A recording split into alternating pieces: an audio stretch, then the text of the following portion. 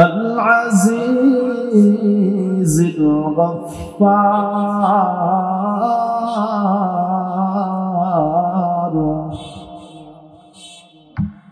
مكور الليل على النهار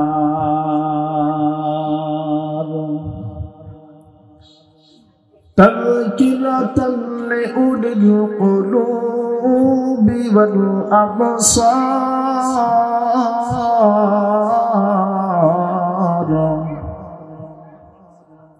تبصرة لذوي الألباب والاعتبار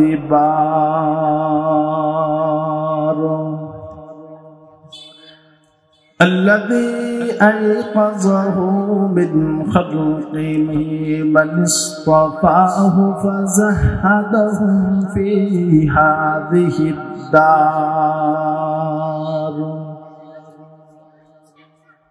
وشغلهم بمراقبته وإدامة الأفكار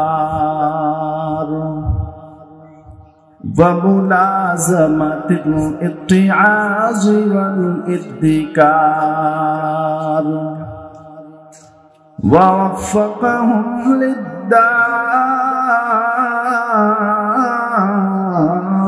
في طاعته وتأهب لدار القرار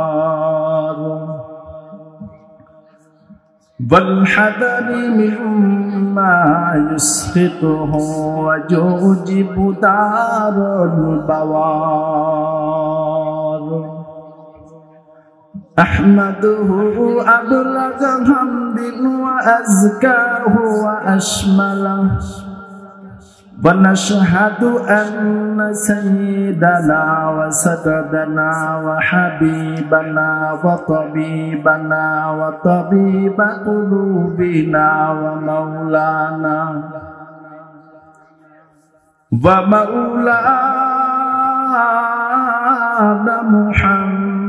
محمدا عبده ورسوله أرسله الله تعالى بالحق بشيرا ونذيرا وداعيا إلى الله بإذنه وسراجا وقمرا منيرا أما بعد فأعوذ بالله من الشيطان الرجيم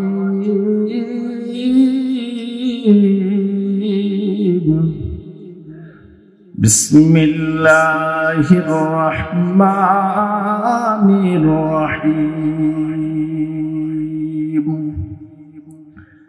يا أيها الناس قد جاءكم برهان من ربكم وأنزلنا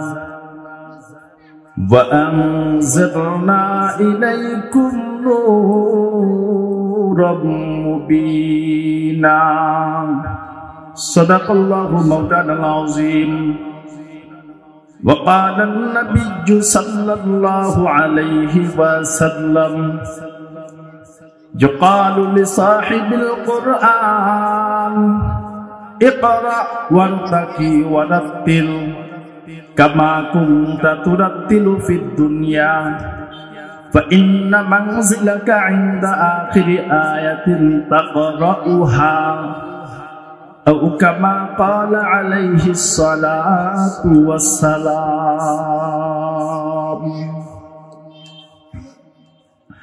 সবাই একটু মুহাব্বতের সহিত কালমা পড়েন লা ইলাহা ইল্লাল্লাহ লা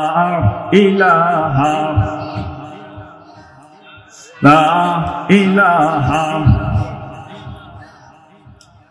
ভাইজান রিক্সা চলে না চালক সারা রিক্সা চলে না চালক সারা নৌকা চলে না মাঝি সারা বিমান চলে না পাইলট সারা, মুমিন চলে না জিকির সারা। লা ইলাহা ইল্লাল্লাহ, লা ইলাহা। যারা এদিক সেদিক বাজারে ঘোরাফেরা করতেছি, দোকানের আরে বসে আছি, মেহেরবানি করে জান্নাতের বাগিচার মধ্যে একটু চলে আসি। লা ইলাহা।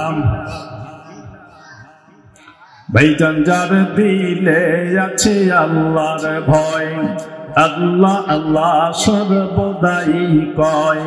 দুনিয়াদারে ভালো লাগে না, ভালো লাগে শুধু ইল্লাল্লাহ, লা ইলাহা।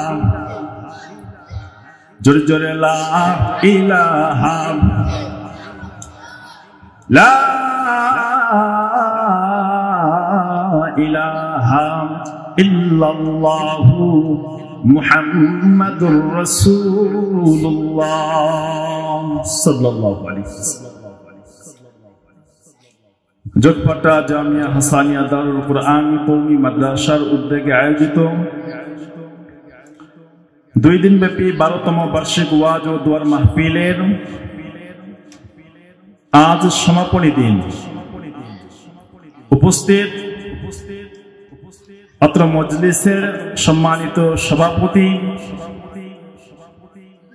বেগার হযরত নায়েব নবী ওয়ারাসাতুল আম্বিয়া, জাতির মাথার মুকুট হযরত উলামায়ে কেরাম, বাবার বয়সের মুরব্বিয়ানে আযম, সমবয়সী যুবক বন্ধুরা, স্নেহের কলিজার টুকরা ছোট ভাইয়েরা, রব্বুল ইজ্জাতের দরবারে অসংখ্য শুকরিয়া যে মহান আল্লাহ সুবহানাহু ওয়া তাআলা আমাদেরকে অত্যন্ত দয়া মায়া করে, ভালোবেসে, মহাব্বত করে, বহু সংখ্যক লোক থেকে যাচাই আর বাছাই করে মুষ্টিময় কিছু সংখ্যক গোলামকে জান্নাতের বাগিচায় বসে আখিরাতের সামানা, আখিরাতের পুঁজি সংগ্রহ করার জন্য যথা সময়ে বসার আল্লাহ রাব্বুল ইজ্জাত আমাদেরকে সুযোগ করে দিয়েছেন। সেজন্য সেই রব্বে কারীমের দরবারে একবার জবান খুলে উচ্চ সুরে কালিমাতুশ শুকর আদায় করে নেই, আলহামদুলিল্লাহ। দীর্ঘ সময় অপেক্ষা করার পরে গতকালকে প্রথম দিন চলে গেছে, আজকে সমাপনী দিনও দেখতে দেখতে চলে যাবে। জানি না কার কতটুকু অর্জিত হবে, কে কতটুকু এখান থেকে নিজ ভান্ডারে জমা করে নিতে পারবে। যারা নিজেদের নেকির পাল্লা ভারী করে নিতে পারবে, গুনাহের পাল্লা মোচন করবে, হালকা করে নিতে পারবেন, ফাকাদ ফাযা ফাওজান আযীমা, তারাই মহা সফলতা অর্জন করতে পারবে। এজন্য জান্নাতের বাগিচা মিলানো হয়েছে গুনাহ মোচন করে, পাপের আমলনামাকে হালকা করে, নেকির আমলনামাকে ভারী করার জন্য। নেকির আমলনামা ভারী হবে দোকানে বসে থাকলে নয়, বাজারে, চায়ের দোকানে গল্প গুজব করে রাস্তায় সময় কাটালে হবে না। এই জান্নাতের বাগিচার মধ্যে আসতে হবে, বসতে হবে। আমি আপনাদের সম্মুখে মহান আল্লাহ তাআলার কালামুল্লাহ থেকে ছোট্ট একখানা আয়াতে কারিমা তেলাওয়াত করেছি। রাসূলের অসংখ্য বাণী হাদিস শরীফ থেকে ছোট্ট একখানা হাদিস পাঠ করেছি। আল্লাহ তাআলা যদি তৌফিক দান করেন, আয়াত এবং হাদিসের সমন্বয়ে ইখলাসের নিয়তে কিছু কথা বলবার চেষ্টা করব। রব্বুল ইজ্জাত কথাগুলোকে দিনের কান লাগিয়ে শ্রবণ করে আমাদের জীবনে কথাগুলোর বাস্তবতার রূপ দেওয়ার আমাদের সকলকে তৌফিক দান করুন। সকলে বলুন আমিন। আল্লাহ রব্বুল ইজ্জাত তিনটা জাতিকে সৃষ্টি করেছেন তিনটা বৈশিষ্ট্য দিয়ে। এক নম্বরে ফেরেশতা, তাদেরকে আল্লাহ সৃজন করেছেন, তাদের মধ্যে একটা বৈশিষ্ট্য দিয়ে দিয়েছেন, তাদের আকল আছে, জ্ঞান আছে, কিন্তু শাহওয়াত নাই। দ্বিতীয় নাম্বার, এক শ্রেণীর প্রাণী তৈরি করেছেন, গরু, ছাগল, মহিষ, ভেড়া, দুম্বা, জানোয়ার, তাদের মধ্যে আল্লাহ শুধু শাহওয়াত দিয়েছেন, আকল, জ্ঞান, এই মেধা দেন নাই। তৃতীয় নাম্বার, মানব জাতি। এই মানব জাতিকে আল্লাহ রাব্বুল ইজ্জত সৃষ্টি করেছেন। আল্লাহ তাআলা কোরআন কারীমের মধ্যে বলেন, লাকাদ খালাকনাল ইনসানা ফি আহসানি তাকওয়িম। মানব জাতিকে আমি সবচাইতে সুন্দর অবয়ব আকৃতি দিয়ে আমি রব্বে কারীম সৃষ্টি করেছি। শুধু তাই নয়, ওয়ালাকাদ কাররামনা বানি আদম। আল্লাহ বলতেছেন, আমি পৃথিবীর মধ্যে সবচাইতে সম্মানিত করে এই মানব জাতিকে সৃজন করেছি। এই মানব জাতির মধ্যে আল্লাহ ফেরেশতা এবং পশু, এই দুইটা বৈশিষ্ট্য আল্লাহ দিয়েছেন। আকল এবং শাহওয়াত দুইটাই দিয়েছেন। প্রশ্ন হতে পারে, হুজুর ফেরেশতাদেরকে একটা দিলেন, জানোয়ার পশু পাখিদেরকে একটা দিলেন, আর মানব জাতিকে কেন আল্লাহ দুইটা দিলেন? উত্তরটা একটু কান খাড়া করে ভালো মতো শুনে রাখেন। আল্লাহ রাব্বুল ইজ্জত মানব জাতিকে সৃজন করার পর আকল এবং শাহওয়াত দিয়া দিলেন। আল্লাহ বুঝা দিতে চাইলেন, এই দুনিয়ার মানুষেরা, ফেরেশতা কখনো গুনাহ করতে পারবে না। গুনাহ করার মাত্রা শক্তি আমি আল্লাহ তাদেরকে দেই নাই, নাফরমানি তারা করতেই পারবে না। হে মানুষ, আমি আল্লাহ, তুমি আশরাফুল মাখলুকাতকে সৃজন করলাম দুইটা জিনিস দিয়া, আকল এবং শাহওয়াত। যদি তোমার আকলটাকে তুমি সঠিক জায়গায় প্রয়োগ করতে পারো, শাহওয়াতটাকে বৈধ জায়গায় ব্যবহার করতে পারো, লিখে নাও, লিখে নাও, সবচাইতে উৎকৃষ্ট জাতি হইল ফেরেশতা। ওই ফেরেশতাদের উপরেও তোমার মর্যাদা বেড়ে যাবে। সুবহানাল্লাহ বলে, ফেরেশতাদের উপরেও বান্দার মর্যাদা। আকল এবং শাহওয়াত দুইটাকে কন্ট্রোল করতে পারলে, যথাযথ জায়গায় ব্যবহার করতে পারলে মাকাম ফেরেশতাদের উপর চলে যায়। সাথে সাথে আল্লাহ বলতেছেন, হে মানুষ, ভালো মতো শুনে রাখো, ভালো মতো শুনে রাখো। যদি তোমার আকল তুমি সঠিক জায়গায় ব্যবহার না করো, তোমার শাহওয়াতকে যদি তুমি বৈধ রাস্তায় খরচ না করো,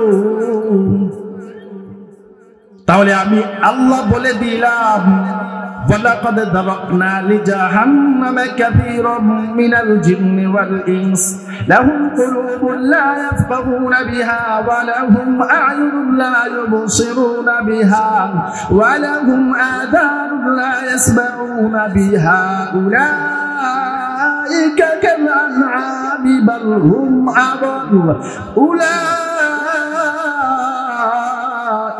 হুমুল গাফিলুন।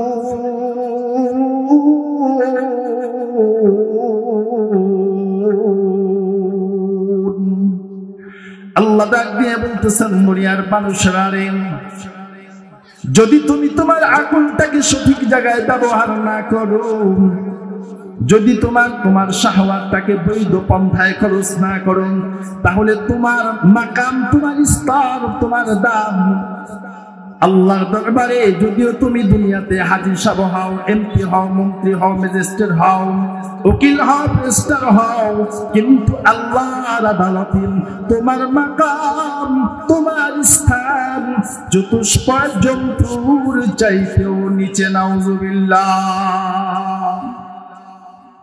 আকলটাকে কাজে লাগান। আজকের এই পরিবেশ জান্নাতের বাগিচা আগামীকালকে থাকবে না। আল্লাহ আকল দিয়েছেন, এত কষ্ট ক্লাস পরিশ্রম মেহনত করে এই দোকানে ঘোরাফেরা করার জন্য, আড্ডা দেওয়ার জন্য এই আয়োজন নয়। আর ওটা করলে আমাদের কোনো লাভও নাই। একটা মাকসাদ আছে, সেই মাকসাদ যদি আমাদের হাসিল না হয় তাহলে কিন্তু এই আয়োজন এটা কিন্তু সম্পূর্ণ বৃথা যাবে। মুসলমান ভাইরা, আমার বন্ধুরা, গভীর মনোযোগ দিবেন। আমি যে আয়াত কারিমা তেলাওয়াত করেছি ওই আয়াতের মধ্যে আল্লাহ ডাক দিয়ে বলতেছেন, ইয়া আইয়ুহান নাস, হে মানুষ সকল, ইয়া আইয়ুহান নাস, হে মানুষেরা, ভালো মতো শুনে রাখো, قد جاءكم برهان من ربكم وأنزلنا إليكم نورا مبينا। আমি রব্বুল ইজ্জত আহকামুল হাকিমিন এই ধরার পৃষ্ঠের মানব জাতিকে হেদায়েতের পথ প্রদর্শন করার জন্য যুগে যুগে পয়গম্বর পাঠিয়েছি।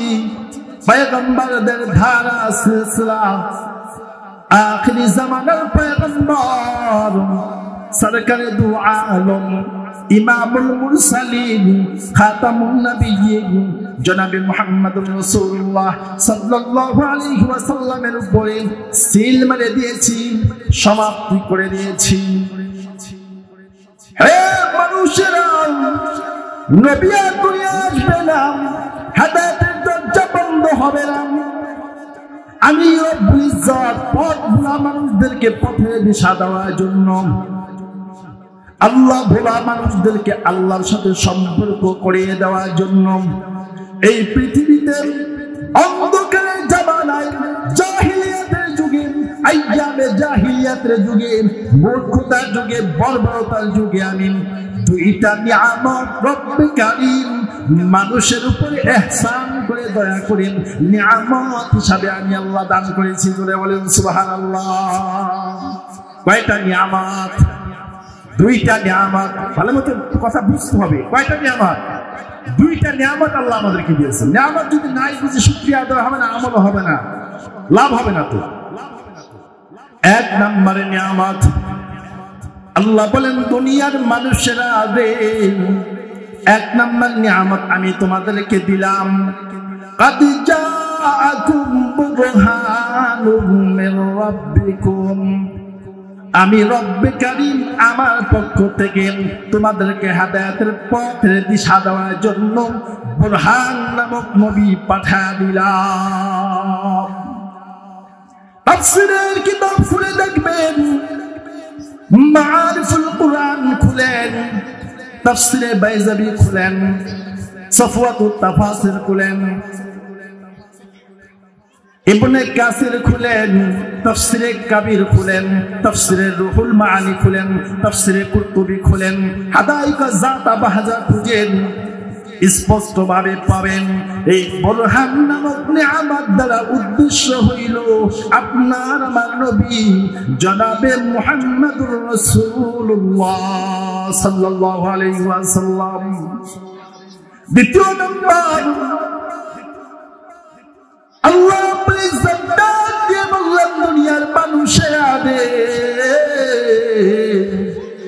দ্বিতীয় নম্বর নিয়ামত আমি আল্লাহ দিলাম, وأنزلنا إليكم نورا مبينا, আমি রব্বুল ইজ্জত তোমাদের প্রতি ইহসান করে দয়া করে করুণা দৃষ্টি দিয়ে 30 পারা কুরআনুল কারীম আমি আল্লাহ তোমাদেরকে উপহার হাদিয়া নিয়ামত হিসাবে দান করলাম।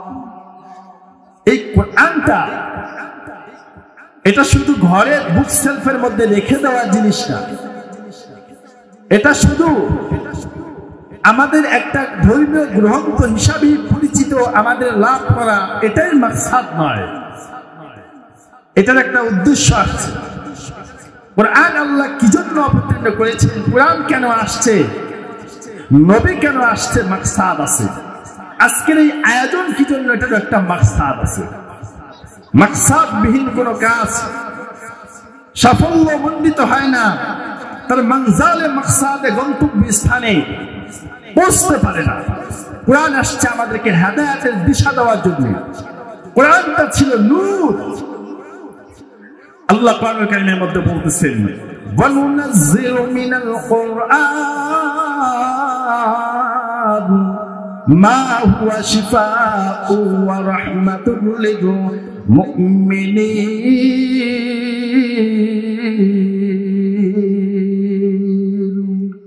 আমি আল্লাহ, আমি রব্বুল কারীম এই কোরআনটাকে তোমাদের কাছে ঔষধ হিসাবে আমি প্রেরণ করেছি, ঔষধ হিসাবে দিয়েছি। প্রশ্ন হতে পারে হুজুর, ঔষধ তো খায়, অসুস্থ মানুষের যার রোগ আছেন সে ওষুধ খায়, কিন্তু আমরা তো অসুস্থ নয়, সুস্থ আছি, মাহফিলে আসছি, ব্যবসা বাণিজ্য করতেছি, বিজনেস করতেছি, বিভিন্ন জায়গায় জব করতেছি, আমরা তো অসুস্থ না, আমরা সুস্থ। মুফাসসিরিনে কিরাম লিখেছেন এই পৃথিবীর বুকে যত মানুষ আছে রে, সব মানুষগুলো এক একজনে এক এক দিক থেকে কোরআনের ভাষ্য অনুযায়ী অসুস্থ। মুমিন ঈমান এনেছে, সুদ খাইলে মুমিনের জন্য কোরআন ঔষধ, সুদ খাওয়া যাবে না। ঈমানদার হয়েছে, নবীর আদর্শ মানতে পারি না, কোরআন আমার জন্য ঔষধ, আমার ত্রুটি মুক্ত করতে হবে। ডাক দিয়ে বলবেন হুজুর বুঝলাম আমার জন্য ঔষধ, আপনার জন্য কি ঔষধ? মাথায় পাগড়ি আছে, লম্বা জামা আছে, মুখের মধ্যে দাড়ি আছে, তারপরও আপনার অসুস্থতা কোন জায়গায়? আমি বলবো রে ভাই, অসুস্থতা সব অসুস্থতা দেখা যায় না, বাহ্যিক অসুস্থতা দেখা যায়, অভ্যন্তরীণ অসুস্থতা দেখার জন্য প্রযুক্তির সাহায্য নিতে হয়। কোরআন হলো এমন ঔষধ, কোরআন হলো এমন মেডিসিন যা বাহ্যিক অভ্যন্তরীণ দুইটারই কাজ করে। আপনি বড় হাজী সাহেব, আমি বড় আলেম, কিন্তু আমার মধ্যে যদি হাসাদ থাকে দেখা যায় না, কিবর থাকে দেখা যায় না, অহংকার থাকে দেখা যায় না, তাকাব্বুর থাকে দেখা যায় না। এজন্য আল্লাহ বলেন, হে দুনিয়ার মানুষেরা, আমি রব্বুল ইজ্জাত তোমাদেরকে এমন একটা নিয়ামত দান করলাম কোরআন। এই কোরআনটা এক শ্রেণীর জন্য নয়, এই কোরআনটা সারা দুনিয়ার মানুষের জন্য রহমত, সারা দুনিয়ার মানুষের জন্য শিফা। যদিও দেখা যায় হাজী সাহেব বড় আলেম, কিন্তু ভিতরের রোগের জন্য বড় ঔষধ হলো কোরআন।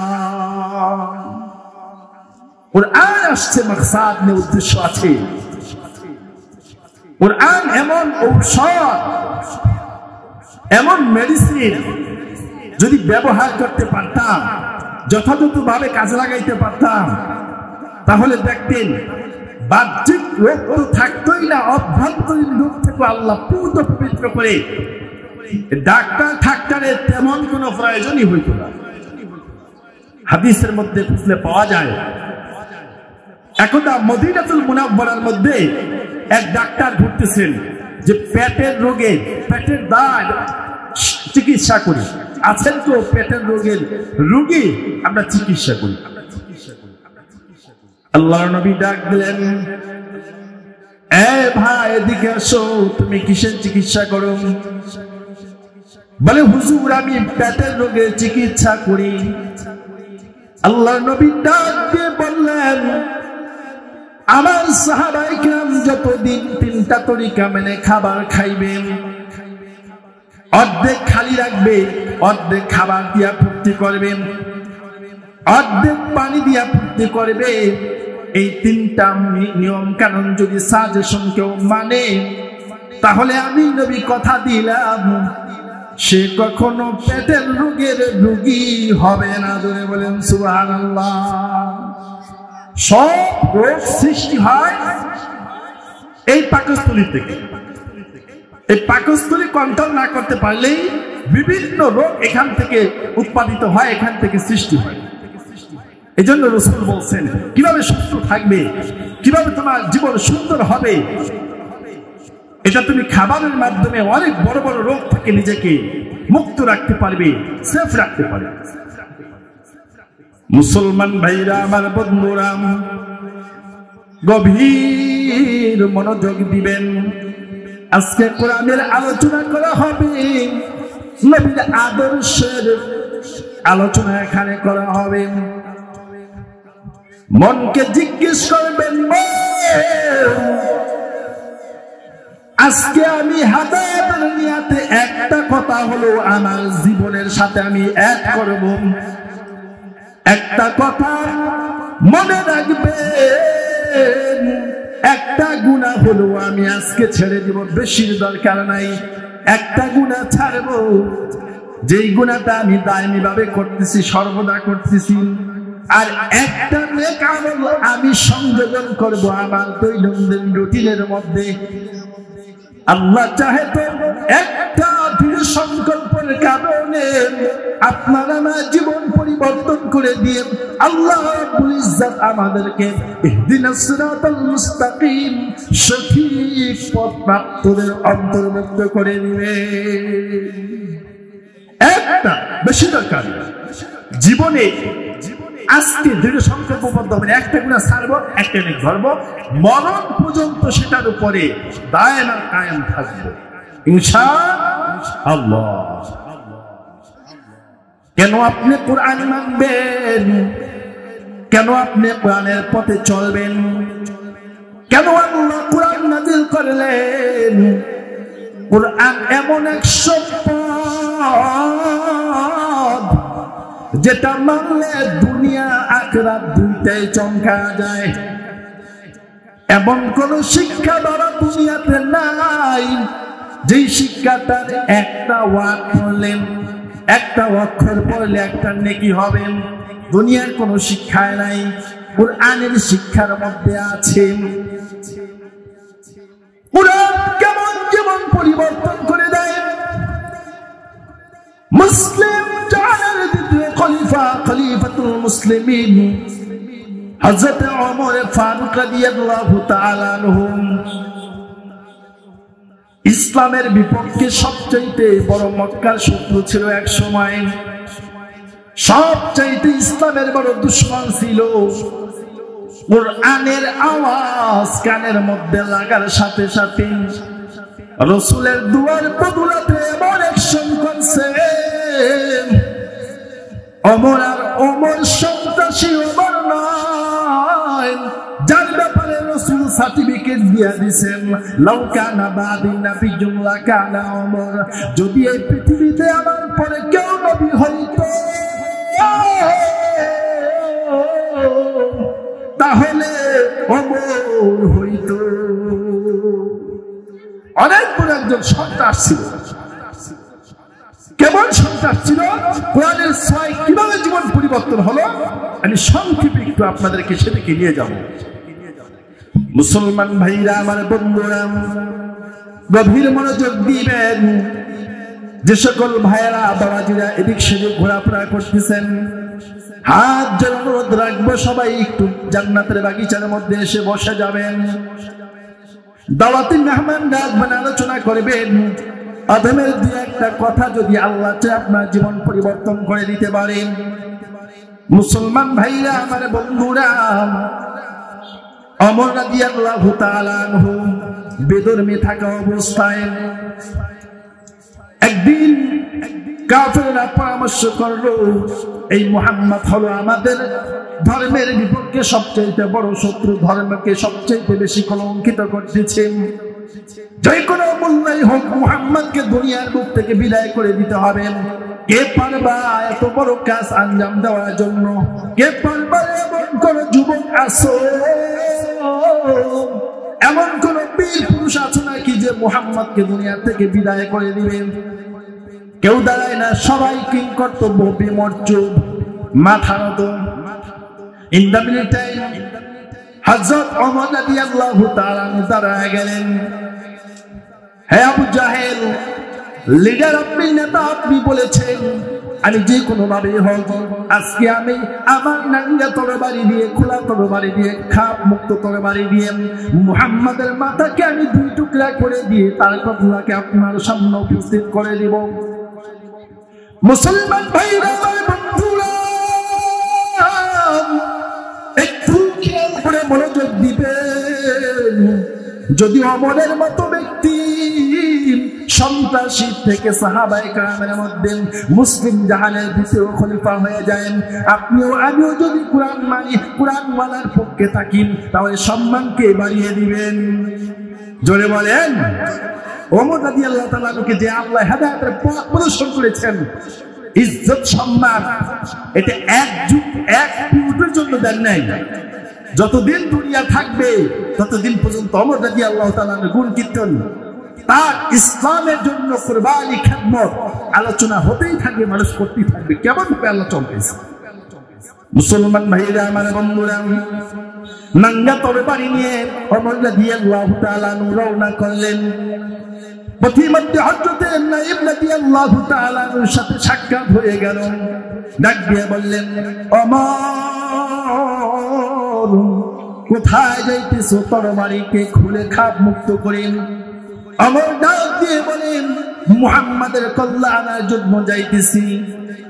হযরত নাইব রাদিয়াল্লাহু তাআলা ডাক দিয়ে বলেন, কি জন্য তার কল্লা তুমি আনবা? কয়, সে নাকি আমাদের বাপ দাদাদের ধর্মকে কলঙ্কিত করেন, আমাদের ধর্মের মধ্যে চুট কালি মেখে দিচ্ছেন। যে কোনো ভাবেই হোক আজকে আমি মুহাম্মদকে ফয়সালা করে নিব। নাইব রাদিয়াল্লাহু তাআলা ডাক দিয়ে বলেন, ওমর,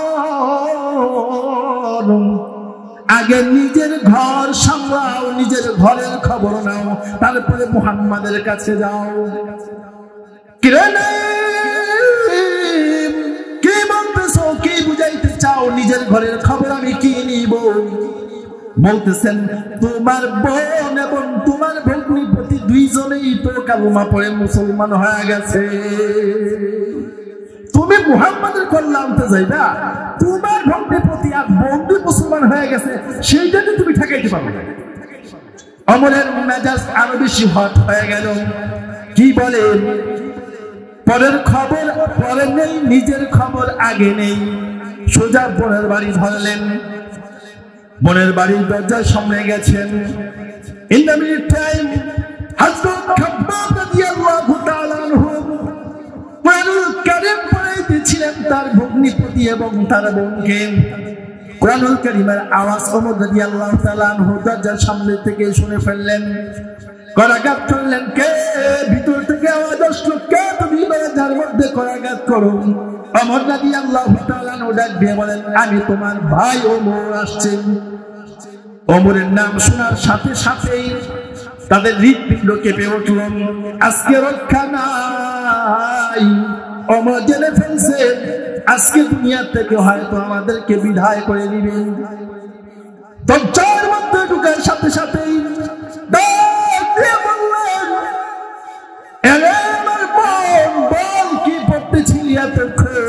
আমি শুনেছি তোরা নাকি আমার ধর্ম বাদ দিয়ে, আমার বাপ দাদাদের ধর্ম বাদ দিয়ে নতুন ধর্ম, তোরা নাকি নতুন ধর্ম গ্রহণ করেছস, মুসলমানের ধর্ম নাকি তোরা গ্রহণ করেছস।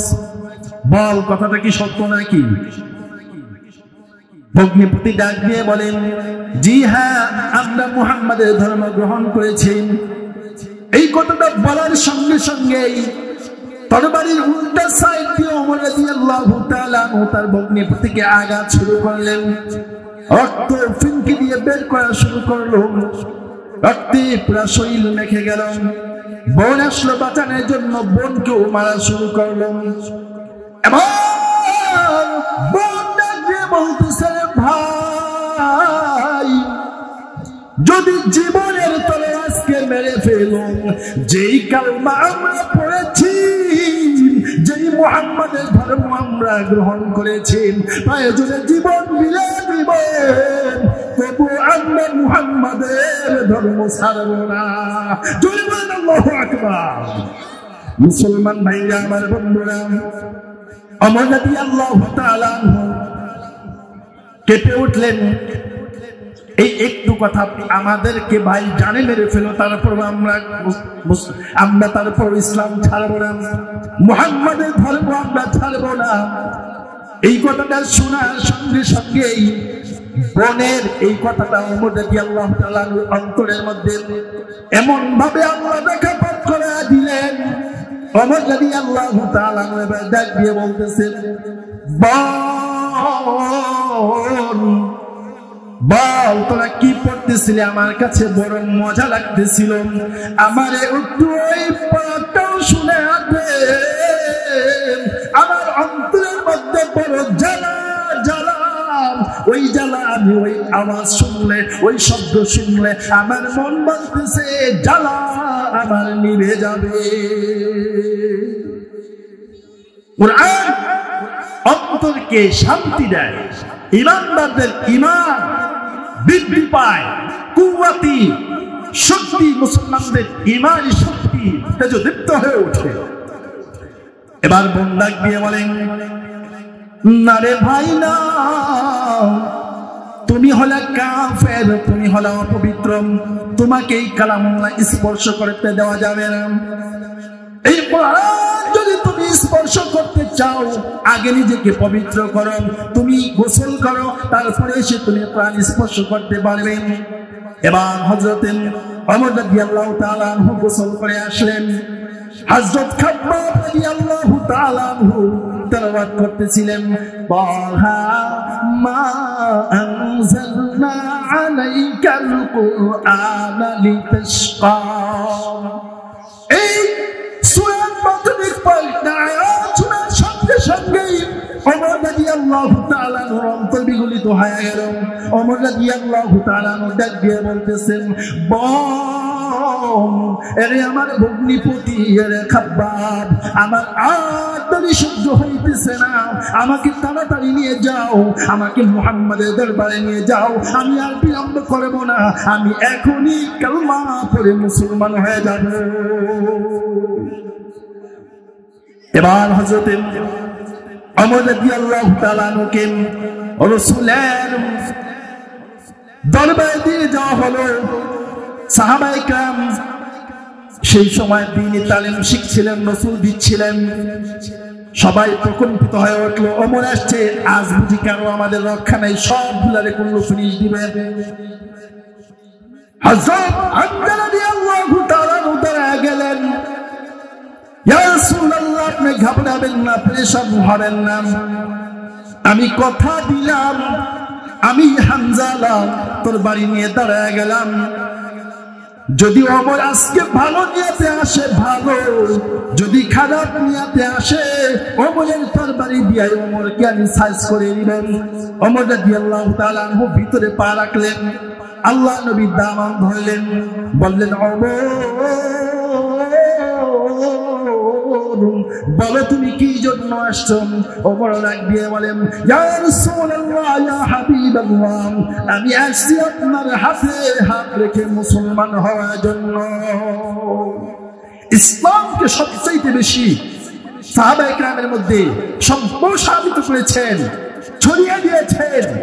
ইসলামী বর্গ মাইলকে যিনি সবচাইতে বেশি ইসলামিক মানচিত্রের মধ্যে অ্যাডজাস্ট করেছেন, তিনি হলেন হযরত ওমর ফারুক রাদিয়াল্লাহু তাআলা।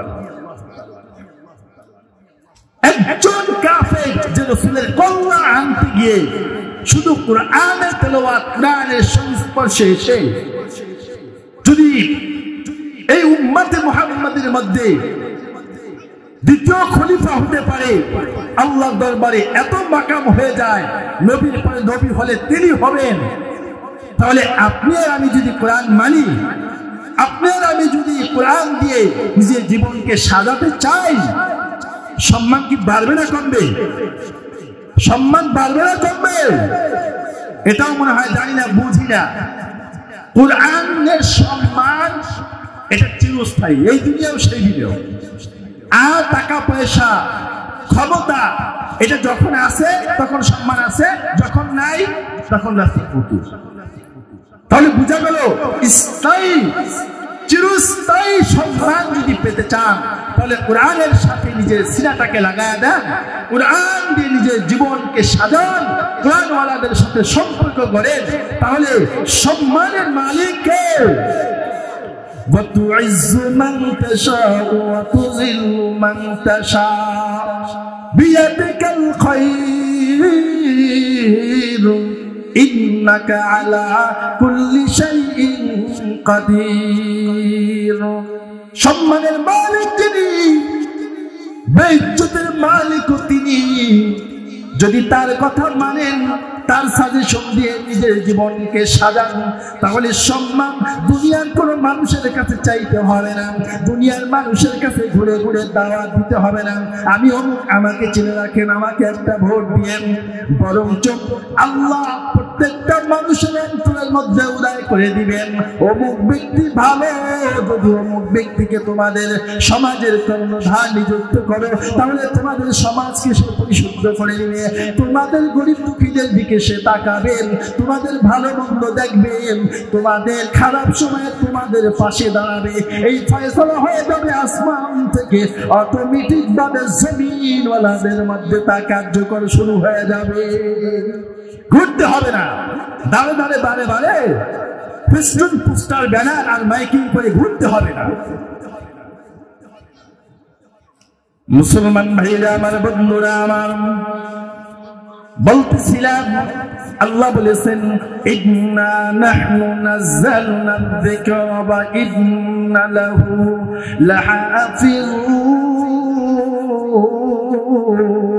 লাহাফিজুন।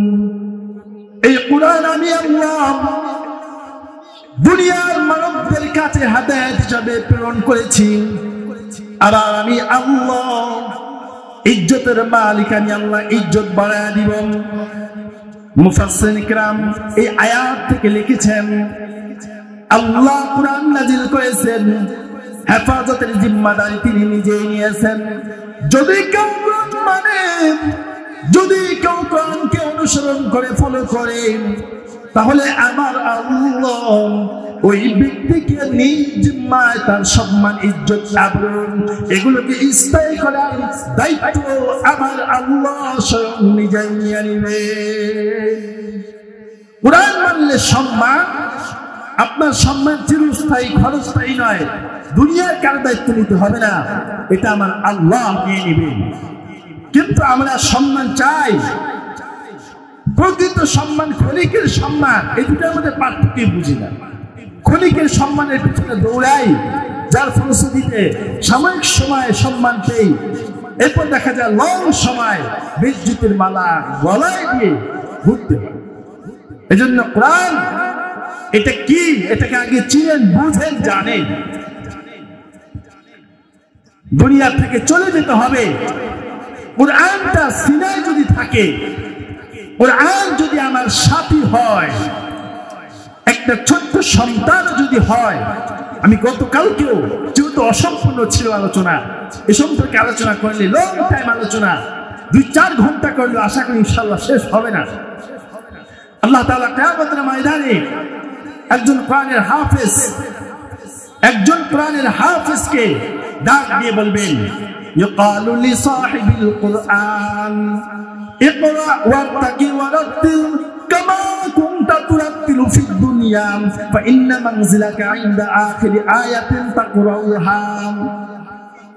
এটা কোরআনের হাফেজ, দুনিয়াতে যেমনিভাবে তারতিলের সাথে কোরআন তুমি পড়েছিলাম, এখনো তুমি ওই তারতিলের সাথে সুন্দরভাবে সুমিষ্ট ভাষায় কোরআন পড়তে থাকুন। বান্দা একবার কোরআন পড়বে, একটা আয়াত পড়বে, একটা তলার বিল্ডিং, 2টা আয়াত পড়বে, দ্বিতীয় তলা কমপ্লিট, 3 নম্বর আয়াত পড়বে, 3য় তলা কমপ্লিট। এইভাবে বান্দার বিল্ডিং এর মালিক হয়ে যাবে। দুনিয়ার কোন বিল্ডিং এর মতো নয়। যখন কোরআনুল কারীমের শেষ পর্যায়ে পৌঁছবে, দেখবে 6666 তলা বিল্ডিং এর মালিক হয়ে গেছে। কিন্তু এবিসি, গীতা পাঠ করবেন, বিজ্ঞান পড়বেন, সমাজ পড়বেন, অঙ্ক কষবেন, এগুলো দিয়ে কিন্তু কিছুই হবে না। এজন্য ভাইরা কোরআন অত্যন্ত সহজ। আপনি যেখানে পড়াশোনা করেন কোরআনটাকে যদি সহিভাবে পড়তে চান, অন্তত পক্ষে যারা আমরা 5 ওয়াক্ত নামাজ পড়ি, ইচ্ছা করলে নামাজের আগে পরে 5-10 মিনিট করে যদি আমরা সময় দেই, এখানে যদি আমরা পড়ি, হাজার হাজার হাজার হাজার নাকি কোরআন পড়ার সব আমরা আমাদের অ্যাকাউন্টে জমা করতে পারি। অনেকে বলবে হুজুর আমি তো বুড়া মানুষ, এখন তো কোরআন পড়তে পারি না, আপনি আমার বলতেছেন কোরআন পড়ার জন্য, এখন কি এগুলো আমার জন্য সম্ভব?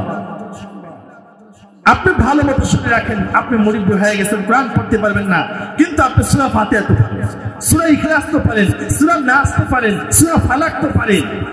এগুলো পড়েন, এগুলো পড়বেন যখন, এগুলো তো কোরআনেরই একটা অংশ।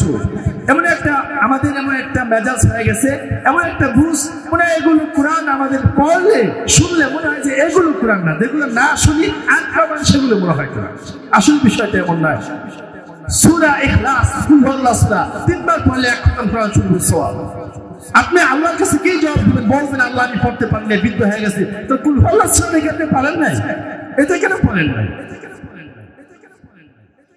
আল্লাহ রাব্বুল ইজ্জত কোরআনুল কারীমের মধ্যে বলেন, যা আইয়ুহান নাস قد جاءكم برهان من ربكم وأنزلنا إليكم نورا مبينا। আল্লাহ রাব্বুল ইজ্জত নূর নামক 30 পারা কোরআনুল কারীম নাযিল করেছেন। এই কোরআনুল কারীম শিক্ষা দেওয়ার একটা ফ্যাক্টরি হলো আমাদের এই জুপ্পাট্টা জামিয়া হাসানিয়া দারুল কোরআন কওমি মাদ্রাসা। আমি গতকালকেও বলেছিলাম, বোঝেন বোঝেন, দিলের কান লাগায় বোঝেন, চক্ষু খোলা থাকতে বোঝেন।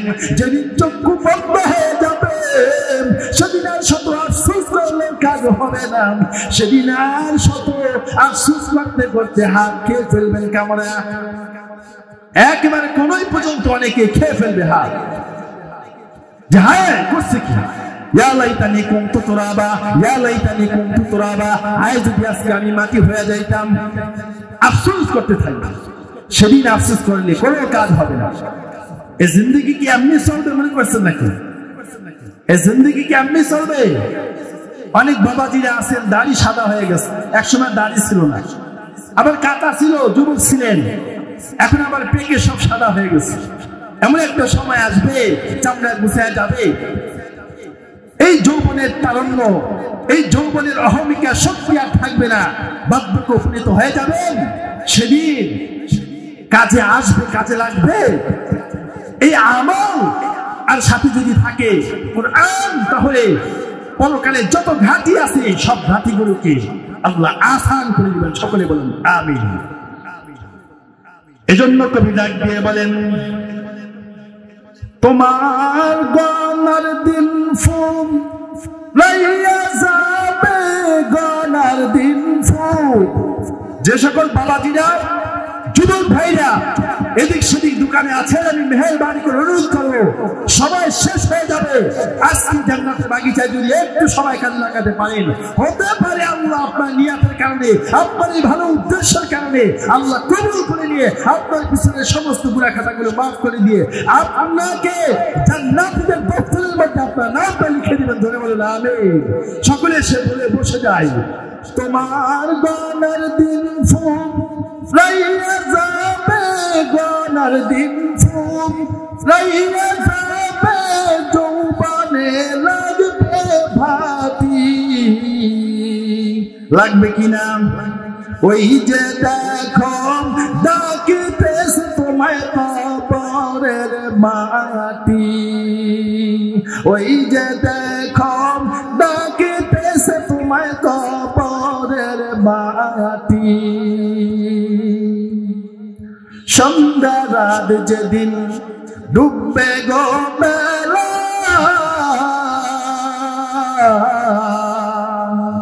এক পলকেই ভেঙে যাইবে তোমার দুনিয়ার মেলা। সন্ধ্যা রাত যেদিন ডুববে গো বেলা, এক পলকেই ভেঙে যাইবে তোমার দুনিয়ার খেলা। তুমি কার দিবান জোরে ধরে, কার দিবা তুমি জোরে ধরে, কার মাথায় মারবা লাঠি। ওই যে দেখো ডাকিতেছে তোমায় কবরের মাটি। ওই যে দেখো ডাকিতেছে তোমায় কবরের মাটি। ও তোমার গনার দিন ফুম রাইয়া যাবে, গনার দিন ফুম রাইয়া যাবে, যৌবনে লাগবে ভাতি। ওই যে দেখো ডাকিতেছে তোমায় কবরের মাটি। কথা বলেন ঠিক কিনা? খবর পেয়ে আসবেন আত্মীয় স্বজন, তোমারই চারপাশে পয়সা তারা করিবে ক্রন্দন। খবর পেয়ে আসবেন আত্মীয় স্বজন, তোমারই চারপাশে পয়সা তারা করিবে ক্রন্দন। তোমায় সাজাইবেন মনের মতন, সাজাইবে তোমায় মনের মতন, কি সুন্দর পরিপাটি। ওই যে দেখো ডাকিতেছে তোমায় কবরের মাটি। ওই যে দেখো ডাকিতেছে তোমায় কবরের মাটি। মুহতারাম হাজরিন, দুই চারটা ভাঙ্গা কথা আপনাদেরকে একটু কোরআন হাদিসের মজলিসে বসার জন্য, বসলে কি ফায়দা হবে, এটা আজকে কি জন্য সাজানো হয়েছে এ বিষয়ে দুই চারটা কথা সংক্ষেপে বললাম। আল্লাহ রাব্বুল ইজ্জত আমাদের সকলকে বোঝার এবং তদনুযায়ী আমাদের জীবনের কথাগুলোর বাস্তবতা রূপ দেওয়ার আমাদের